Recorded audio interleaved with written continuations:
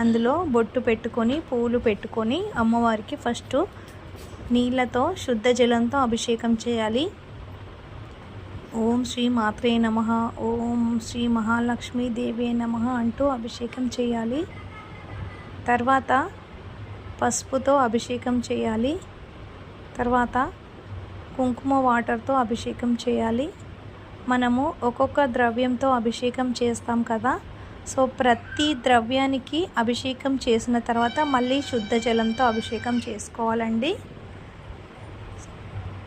అభిషేకము చేసుకున్న తర్వాత మనం మళ్ళీ పాలతో అభిషేకం చేసుకోవాలి. ఓం శ్రీ మహాలక్ష్మీ దేవీ నమః అంటూ అభిషేకం చేసుకోవాలి. లేదు అంటే అష్టోత్తర నామాలు చదువుకుంటూ అభిషేకం చేసుకోవచ్చు. ఏమీ రాకపోతే శ్రీ మాత్రే నమః అంటూ కూడా అమ్మవారిని తలుచుకుంటూ అమ్మవారికి